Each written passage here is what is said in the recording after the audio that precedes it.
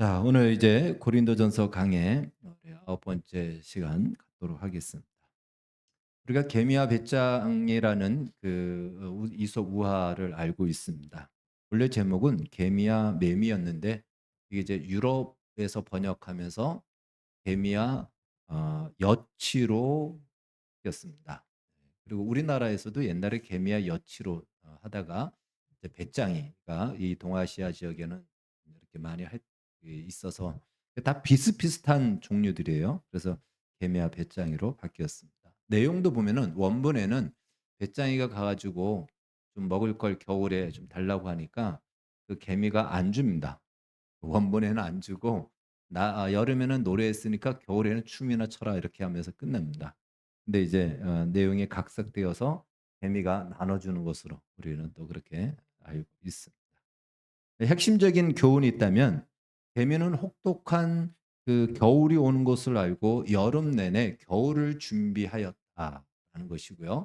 이 배짱이는 여름 현재에만 집중을 했던 것입니다. 그러니까 목적과 목표가 어떠하냐에 따라서 그들의 현실의 삶의 모습이 어떻게 나타나는지가 달랐다라는 것입니다. 어떻게 그 여름을 보내는가는 어떻게 우리의 인생을 살아가는가라는 삶의 방식, 삶의 모습을 말해주고 있는데 그 삶의 모습은 무엇을 위해서 살아야 되는가라는 것이 우선하여 있고 그것을 위해서 지금 내가 어떤 모습으로 살아가느냐. 것이 나온다라는 것입니다. 겨울을 준비하기 위해 개미는 땀 흘리는 여름을 보냈지만 반면에 배짱이는 당장의 즐거움을 위해 노래하는 여름으로 그의 시간을 보낸 것을 보게 됩니다. 다시 말해 무엇을 위해가 우선이며 그리고 어떻게 사느냐는 그 뒤에 따라오는 것이다. 결국 사람이 살아가는 것을 요약하면 무엇을 위해 그것이 우선이고 그다음에 그것을 위해서 어떻게 살아가느냐. 그렇게 요약될 수 있습니다. 그리고 이것을 한마디로 얘기한다면 지혜라는 것입니다. 사람들은 다 지혜를 갖고 살아갑니다. 자기의 지혜가 어떤 것인지를 정확하게 이야기하고 설명하기는 어렵지만 아무 생각 없이 살아가는 사람은 없습니다. 다 생각을 갖고 지혜를 갖고 살아갑니다. 그런데 그가 살아가는 삶의 모습을 보면 어림잡아 그가 무엇을 위해서 살아가는지 어렴풋이 알 수가 있다라는 것입니다. 어떤 사람이 스스로 자기는 미련하게 살아간다라고 스스로 그렇게 이야기하는 사람이 어디 있겠습니까? 다른 사람이 볼 때는 미련해 보일지라도 본인 딴에는 그래도 그것이 최선이기 때문에 그렇게 살아가는 것입니다. 그러니까 모두가 다 나름대로의 지혜를 갖고 살아가고 그 지혜에 따라서 사람의 삶의 방식과 나타나는 모습은 다를 수 있다라는 것입니다. 오늘 본문에 나오는 고린도 교회 교인들의 지혜는 무엇일까? 과연 그들이 살아가는 삶의 모습은 무엇을 위해서 그렇게 살아가는 것일까? 이렇게 반대로 질문할 수도 있습니다. 그들이 살아가는 삶의 모양을 통해서 그들이 가진 지혜가 어떤 지혜인지를 우리는 알 수가 있습니다.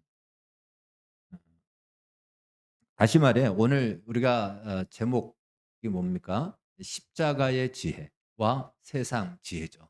십자가의 지혜와 세상 지혜입니다. 과연 고린도 교회 교인들은 아니 오늘 우리는 세상 지혜를 갖고 살아가느냐, 세상 지혜를 갖고 신앙생활을 하느냐, 십자가의 지혜를 갖고 신앙과 삶을 살아가느냐. 우리가 살아가는 삶의 모양을 통해서도 확인할 수 있고 또 그것을 서로 분별할 수도 있는 것입니다. 고린도 교회의 문제는 분쟁이었습니다. 그 분쟁의 핵심은 무엇이죠? 분쟁의 핵심은요. 누가 더입니다. 누가 더. 누가 더 정통성을 가지고 있느냐? 누가 더 신령한 은사를 가지고 있느냐? 그렇기 때문에 누가 리더를 해야 되느냐? 누가 더 리더인가? 이것이 그들이 분쟁하고 또 서로 대립하는 그 원인이고 모습인 것이죠. 한마디로 누가 더 지혜로운가? 이제 이것을 가지고 싸웠던 것입니다. 그러니까 그들이 속한 공동체에서 최고의 자리에 서는 것이, 그리고 최고의 자리로 인정받는 것이 그들이 살아가는, 그들이 신앙생활하는 그 목적이었던 것이죠. 무엇을 위해? 최고의 자리에 서는 것을 위해. 어떻게? 신앙의 모양과 종교의 모습을 더 열심히, 더 뛰어난 것으로 하려고 했던 것이죠. 그러니까 이것을 보고 바로 세상 지혜다라고 말하는 것입니다. 그러니까 세상 지혜는요, 최고의 목적과 최고의 자리를 위해서 그 수단으로서 최고의 조건을 가진 인생을 만들어가는 것. 그것이 세상에서는 스펙일 수도 있고 화려한 이력일 수도 있고 많은 세상적인 조건일 수도 있습니다. 근데 신앙 안에서도 마찬가지라는 거예요. 그것이 신앙의 모양으로 나타나는 기도라 할지라도, 어떠한 종교적인 모습이라 할지라도, 그 목적이 내가 더, 누가 더 최고의 자리에 서려고 한다면 그 자체가 무엇이다? 세상 지혜다라는 것입니다. 그러니까 우리는 종교적이던가 신앙적인 모양이 나타나면 그것은 세상과는 상관없다라고 생각을 해요. 그렇지 않다라는 것입니다. 오늘 고린도 교회가 바로 그러한 모습의 전형적인 예죠. 종교적인 명분 혹은 종교적인 행동을 하면 우리는 그것은 다 이 신앙 안에서 해석하고 신앙적인 것이다라고 그렇게 쉽게 이야기를 합니다. 예를 들어서 누가 더 오랜 시간 동안 기도하느냐, 기도를 오랜 시간 하는 것에 따라서 그 사람의 영성의 깊이가 깊고 그 사람의 신앙이 아주 훌륭하다라고 우리는 그냥 다 그렇게 생각해요. 대부분이 그렇게 생각하고 평가를 한다라는 것입니다. 물론 그럴 수가 있습니다. 그러나 기도를 오래 한다 하는 것이 영성이 깊어지기 위해서, 그리고 어떤 신앙이 좋아지기 위해서, 좋은 평가를 받기 위해서 그렇게 한다면 이것은 세상 지혜라는 거예요. 그 모양이 기도라 할지라도 세상 지혜다.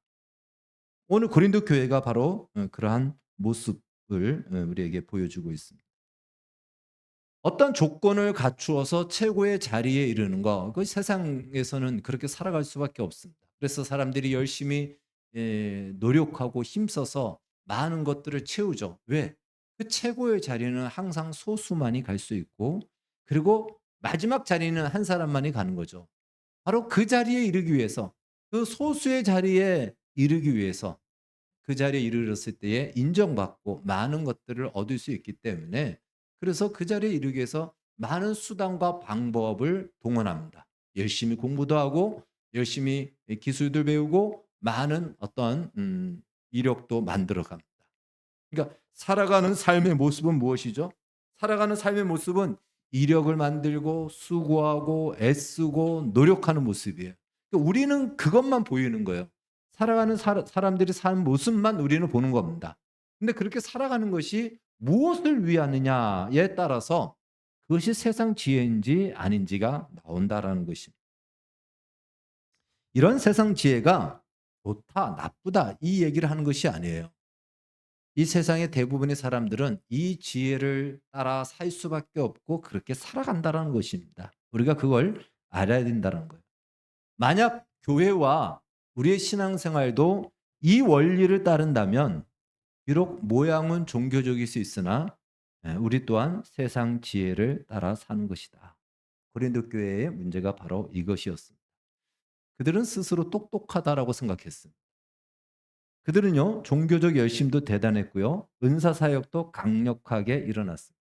또한 당대에 유명했던 많은 사역자들이 한 번씩 와서 다 사역을 했던 아주 명문처럼 보여지는 교회였던 것입니다. 그것 때문에 그들은 스스로 자신들의 교회가 여타의 교회보다 아주 훌륭한 교회다, 우리 교회는 정말 대단한 교회다라고 그렇게 스스로 생각했고, 그 교회에 다니는 자신들도 최고의 신앙인이다라고 그들은 스스로 여겼습니다. 뭐 그 정도까지만 돼도 문제가 있지만 괜찮은데, 그 세상 지혜의 끝은 어디죠? 그 안에서 또 경쟁한다라는, 그 안에서도 서로가 최고의 자리에, 인정받는 자리에 서려고 싸웠던 것이죠. 이것이 바로 고린도 교회의 모습입니다. 오늘날도 마찬가지예요. 예. 아, 가끔씩 이제 교회 목회를 하시는 분들이 전도할 때 이제 자연스럽게 나와야 될 부분이죠. 이제 교회 자랑 이렇게 해야 된다 그래요. 그런데 참 그 부분이 알면서도 쉽지 않게 돼요. 예. 우리 교회가 최고의 교회다. 우리 교회가 훌륭한 교회다. 이렇게 이 말 자체가 안 되는 말이에요. 예. 어느 교회가 뛰어난 교회일 수가 없습니다. 교회는 예수 그리스도의 교회이기 때문에 그것을 이 땅에서 너네 교회, 우리 교회 나눠서 우리 교회가 최고다라고 얘기하면 그리스도를 그냥 찢어 나누는 겁니다. 그럴 수가 없거든요.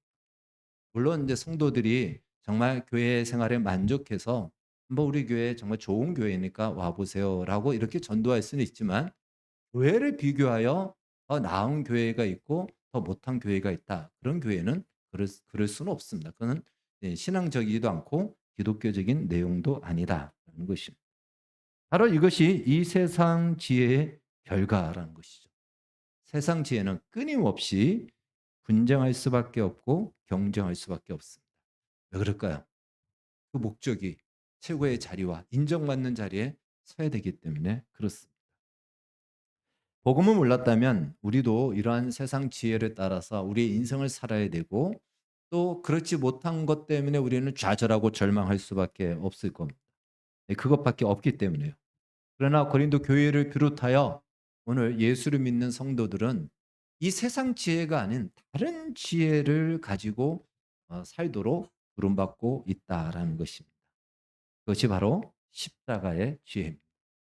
바울은 이미 고린도서 1장 18절에서 이 십자가의 지혜가 하나님의 지혜다라고 말씀해 주고 있습니다.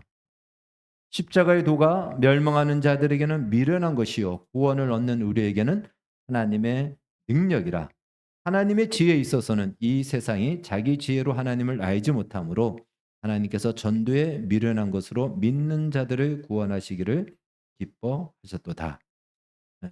바로 유대인에게는 꺼리끼는 것이요 이방인에게는 미련한 것이로되 오직 부르심을 받은 자들에게는 유대인이나 헬라인이나 그리스도는 하나님의 능력이요 하나님의 지혜니라. 다시 말해 예수 그리스도가 못 박히신 십자가, 그 십자가를 통해서 나타난 하나님의 지혜, 바로 그것이 우리가 그 지혜로 말미암아 우리가 거듭났고 부름을 받았고 구원을 얻은 것입니다. 그러니까 세상 지혜를 볼 때는 미련하고 어리석어 보이지만 바로 이 십자가에 못 박힌 예수 그리스도가 하나님의 지혜였고 그 지혜로 말미암아 우리는 지옥 운명에서 천국으로 구원을 받았고 죄인에서 의인으로 칭함을 받았고 그리고 하나님의 모든 약속을 우리가 받게 된 것입니다. 그래서 바로 이 십자가는요. 하나님의 지혜의 총화라고 말할 수 있고 이 하나님의 지혜로 나는 십자가야말로 성도들의 요람인 거예요.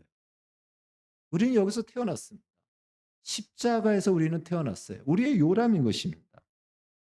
우리의 존재의 근원이다. 그래서 성도들은 바로 세상 지혜가 아닌 하나님의 지혜인 이 십자가의 지혜로 살아가도록 부름을 받았다라는 것입니다. 이것이 우리가 가야 될 길이고 우리의 목적으로 삼아야 될 길이다라는 것입니다. 자, 그렇다면 십자가를 관통하여 나타난 십자가의 지혜는 조금 더 구체적으로 무엇일까요? 여러분 우리가 예수를 믿고 회심을 체험한 사람들에게 일어나는 즉각적인 반응들이 있습니다. 오늘 저기서도 어, 그 이영표 선수나 많은 사람들이 예수님 믿고 나서 변화된 것들이 있잖아요. 그러한 변화들이 일어나요. 즉각적인 변화는 일단 하나님이 믿어져요. 설명이 되고 내가 논리적으로 이해돼서가 아닙니다. 그냥 하나님의 존재가 믿어지고요. 그 다음에 나오는 즉각적인 반응이 있다면 내가 죄인이었다는 것이 인정을 하게 돼요. 그전까지는 내가 왜 죄인이냐라고 난 법을 어긴 적이 하나도 없다라고 하지만 예수를 믿게 되면은 성령이 우리에게 오시면은 죄인인 것이 인정이 돼요. 그리고 죄인이었던 나를 위하여 예수님이 십자가에 죽으셨다라는 것이 믿어져요. 그것이 사실로 믿어집니다. 그래서 너무너무 감사하고 너무너무 예수님의 은혜 앞에 눈물을 흘리죠. 예. 이것이 이제 하나님과의 관계 속에서의 우리의 변화예요. 그러면 이 세상에서의 변화는 무엇이냐? 세상 지혜로 살아갈 때는 어쩌면 우리는 이 세상에 있는 사람들이 우리의 동료이지만 사실은 잠재적인 라이벌이에요. 경쟁 대상입니다. 특별히 그 분야에 있는 사람들은 서로가 사실은 올라갈수록 자리는 좁아진다면 서로를 이겨야지만 올라갈 수 있는 경쟁 대상입니다. 근데 예수를 믿고 나면 경쟁 대상이었던 사람들이 다 사라지게 되는 거예요. 오히려 다 그들이 사랑할 대상으로 바뀌어지고 심지어 나를 못되게 굴고 나를 핍박하는 원수까지도 심지어 그를 불쌍하게 여기는 마음이 생깁니다. 이것이 예수를 믿고 난 우리 회심을 체험하고 나면 나타나는 즉각적인 공통적인 변화인 것입니다. 예, 이건 누구에게나 똑같이 그런 변화들이 일어나요. 그래서 이 예수를 전하고 싶고 그 사람이 아무리 대단한 사람이라도 예수를 모르면 안 되니까 "예수 믿으세요."라고 하잖아요. 저는 이영표 선수가 저렇게 얘기했다는 거 처음 들어봤네요. 김대중 대통령한테 "할아버지 예수 믿으세요." 장관들한테도 "아저씨 예수 믿으세요." 이렇게 얘기했다는 건 저는 처음 들어봐요. 이영표 선수 신앙이 좋다라고는 얘기 들었지만 물론 그것이 신앙이 좋다라기보다도 그 안에 그러한 변화 무엇이 그로 하여금 그렇게 말할 수 있게끔 하느냐. 바로 그렇게 부럽지가 않고 그것이 내가 추구해야 될 어떤 목표가 아니고 그거 오히려 불쌍하게 여기신다. 그래서 사실은 원수가 다 사라지는 것이 실제적인 능력인 것입니다. 이 십자가의 지혜의 능력이다라고 볼 수 있습니다. 그런 측면에서 볼 때 고린도 교회는 지금 분쟁을 하고 있잖아요. 그것도 예수 믿지 않는 사람이 아니고 믿는 그 교회 안에서 한 공동체에서 서로 지체가 돼 있는 공동체에서 네가 옳으니 내가 옳으니 네가 잘났니 내가 잘났니 하면서 서로 싸우고 분쟁한다는 것은 하나님의 지혜가 아니죠. 이건 십자가의 지혜가 아닌 것입니다. 세상 지혜인 것이죠. 내가 옳으니까 내 말을 들어라는 것으로 바로 그 자리에 내가 올라가고 인정받고자 하는 이것은 세상 지혜인 것입니다.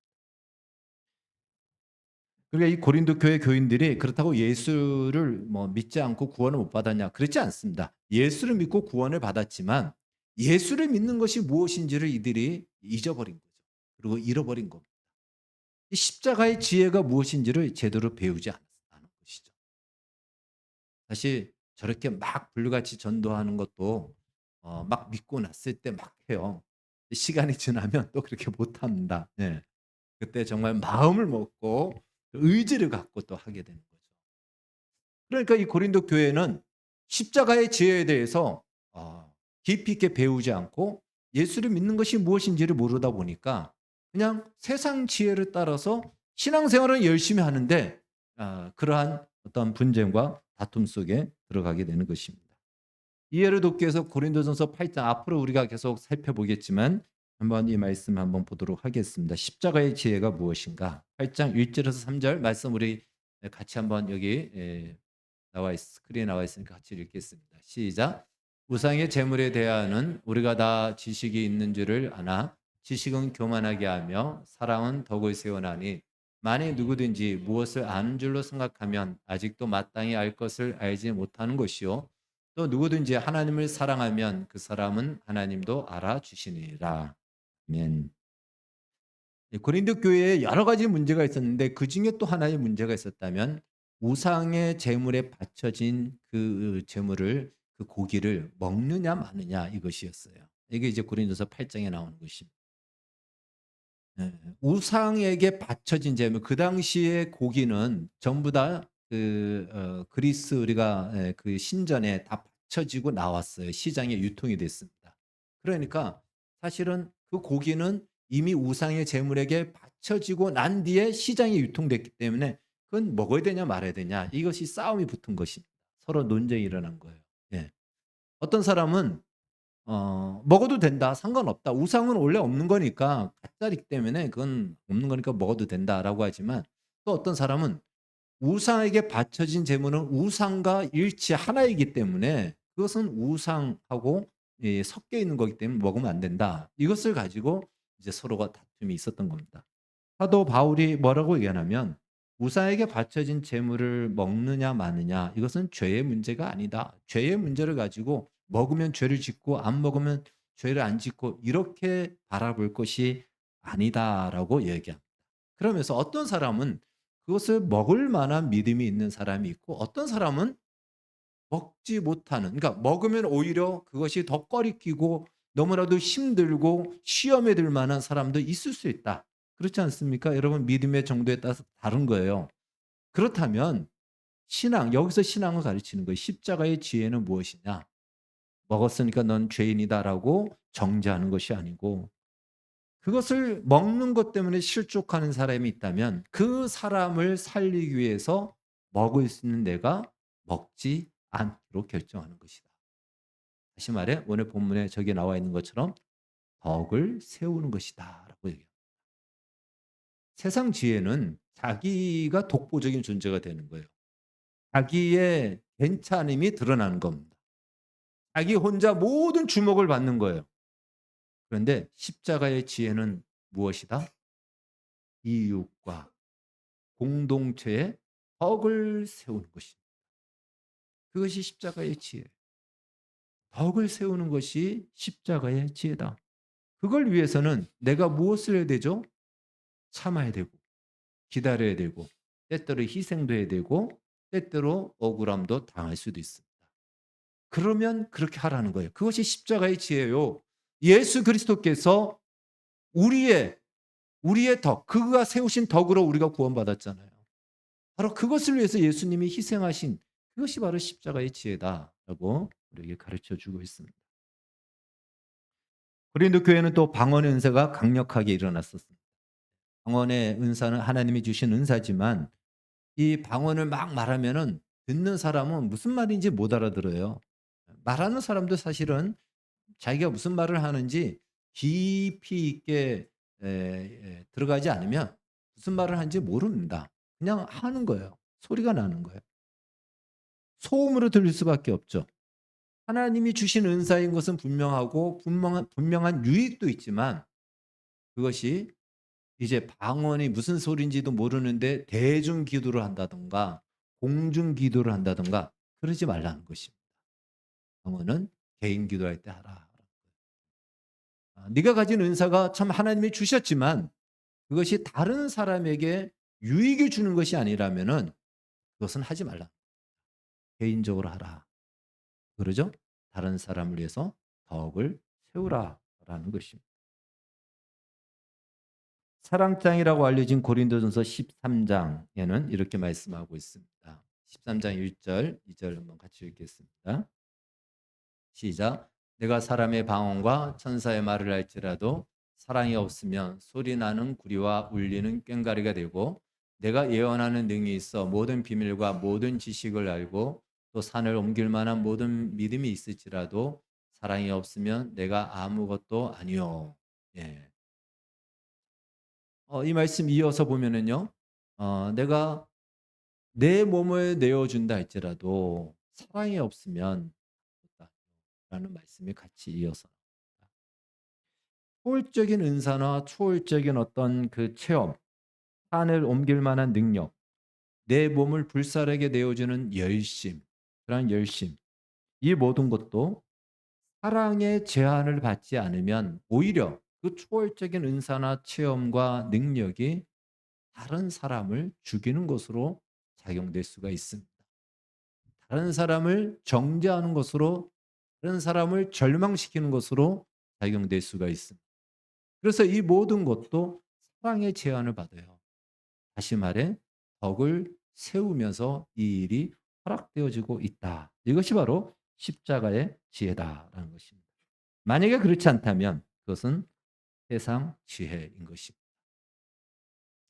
성경은 여러 군데서 이 십자가의 지혜를 우리에게 가르쳐 주고 있습니다. 갈라디아서 6장에서는 이런 말씀을 하고 있습니다. 짐을 서로 지라 그리하여 그리스도의 법을 성취하라. 바로 그리스도의 법은 십자가의 지혜로만 만들어지고 완성되는 것입니다.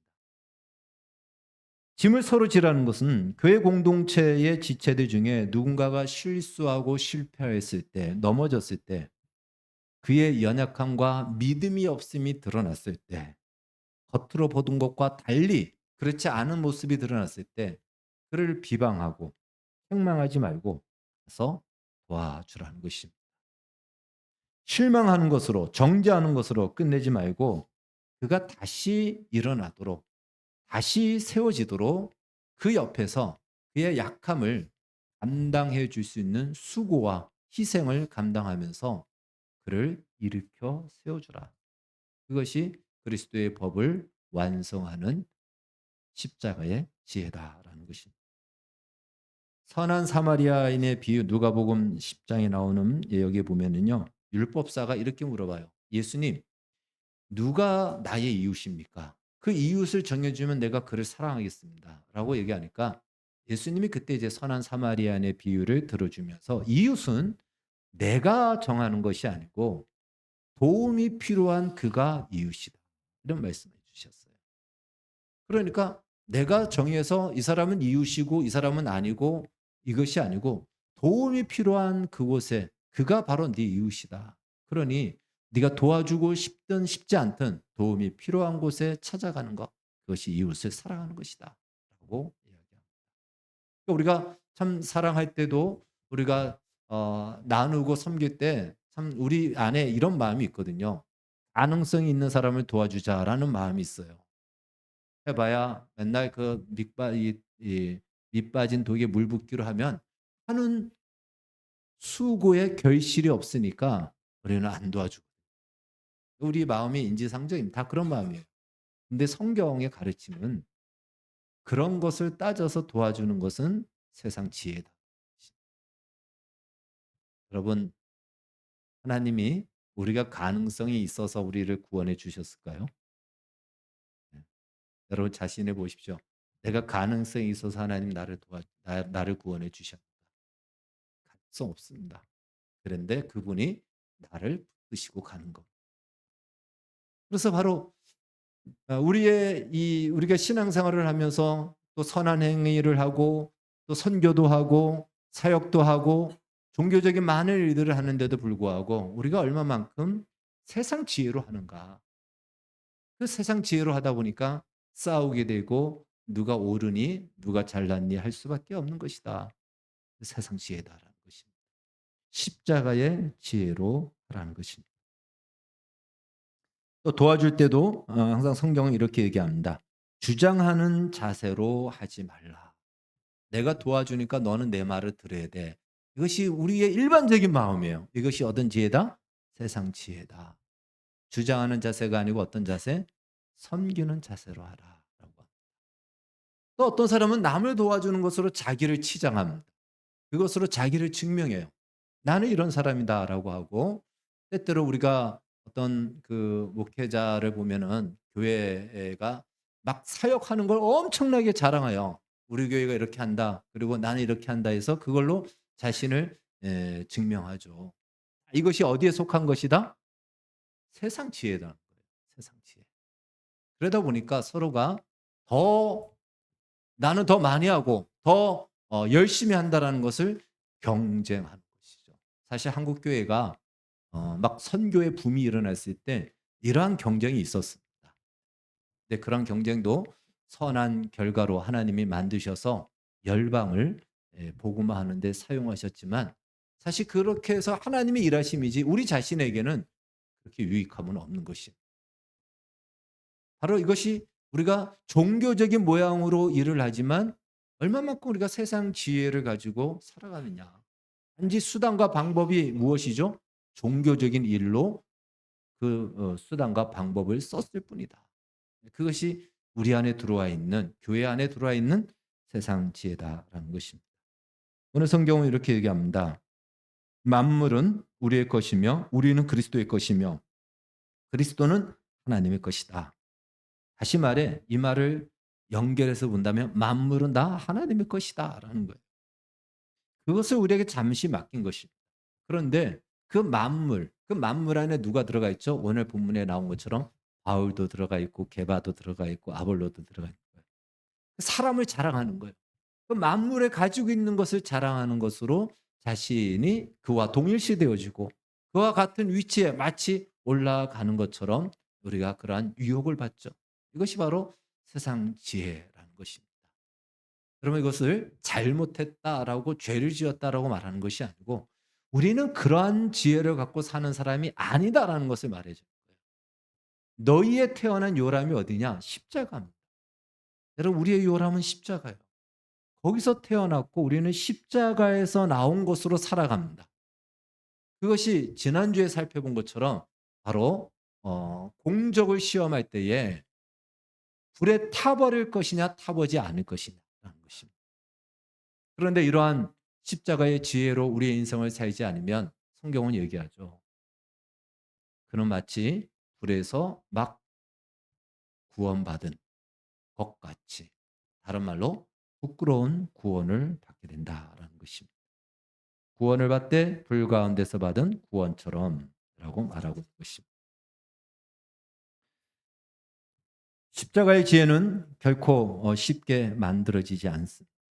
눈물과 한숨과 때때로 절제와 억울함 속에 오직 그리스도께서 주시는 기쁨으로 내가 만족하며 살아갈 때 만들어지는 지혜입니다.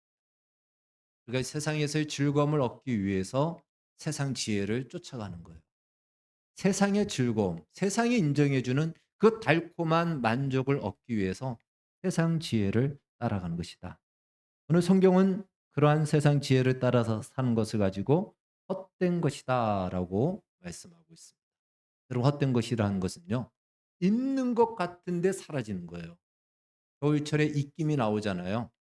하면 입김이 나와서 뭔가 뿌여서 존재가 있는 것 같은데 순식간에 금방 사라집니다. 그게 때다라는 의미를 담은 말인 것입니다. 당장은 세상 지혜를 따라 사는 것이 지혜롭게 보이고 화려하게 보이고 멋있게 보이지만 여름이 지나면 그 모든 것은 사라집니다. 곧 혹독한 겨울이 올 것입니다. 비록 세상에서는 세상의 지혜만을 인정해 줄 것입니다. 그리고 그것을 부러워할 것이고 추구할 것입니다. 십자가의 지혜를 따라 사는 성도들을 세상은 인정해 주지 않을 것입니다. 그러나 십자가의 지혜를 가지고 사는 사람은 겨울이 올 때야 비로소 그 지혜가 빛날 것입니다. 하나님께서는 우리를 모두 그 지혜의 자리로 부르셨고 그 자리에 세우기 위해서 우리를 훈련시키시고 우리에게 만물을 주셨습니다. 성도는 끊임없이 세상 지혜로 살 것인가 십자가의 지혜로 살 것인가 우리는 이 싸움을 해야 됩니다. 십자가의 지혜로 사는 것이 아무 소용이 없다 보니까 우리는 쉽게 포기하고 외면하고 세상에서는 세상 지혜를 따라 살아야 되고 우리 스스로가 그렇게 스스로 결정을 하죠. 그러나 이 싸움에서 물러서지 마시고 넘어져도 다시 일어나십시오. 그래서 십자가의 지혜로 한 걸음 한 걸음 나아가십시오. 하나님께서는 우리를 만물보다 큰 존재로 지으셨고 부르셨습니다. 하나님께서는 얼마든지 그 만물이 너의 것이다라고 했어요. 바울이 게바가 아볼로가 다 누구를 위해서 존재한다? 고린도 교회 너희를 위해서 존재하는 거다. 그들이 위대하냐? 그 위대함이 너희를 위해서 존재한다는 사실을 잊지 마라. 이 모든 만물, 세상은 그 만물의 크기에 만물을 많이 가진 것으로 자기의 존재를 높이려고 하지만 하나님은 만물보다 큰 너희를 위해서 얼마든지 그 만물을 줄 수도 있고 또한 거둘 수도 있다. 너희는 만물보다 크다라는 사실을 잊지 말라라는 것입니다. 그 만물을 자랑하지 마시고 우리의 주어진 인생의 기회를 가지고 우리의 신앙과 삶이 덕을 세우는 것으로 예수 그리스도의 그 십자가의 지혜를 따라서 이웃을 살리고 이웃에게 유익을 끼치는 덕을 살리는 것으로 사용되어지는 희생과 섬김과 충성을 감당하는 십자가의 지혜를 따라 사는 복된 인생이 되어지기를 주의 이름으로 축원합니다. 기도하겠습니다. 주님 감사합니다. 우리에게 십자가의 지혜로 살 수 있는 기회를 주셨습니다. 이 삶이 아니면 우리는 불 가운데서 구원을 받되 불 가운데서 받은 구원과 같이 부끄러운 구원으로 우리의 인생이 끝날 것입니다. 남아있는 우리의 인생의 시간 한순간순간 이 십자가의 지혜를 따라 사는 삶이 비록 힘들지만 하나님 살게 하여 주시고 일어나 할 용기를 주셔서 혹독한 겨울이 올 때에 그 아름다움이 영원히 빛나게 하여 주시옵소서. 예수님의 이름으로 기도하옵나이다. 아멘.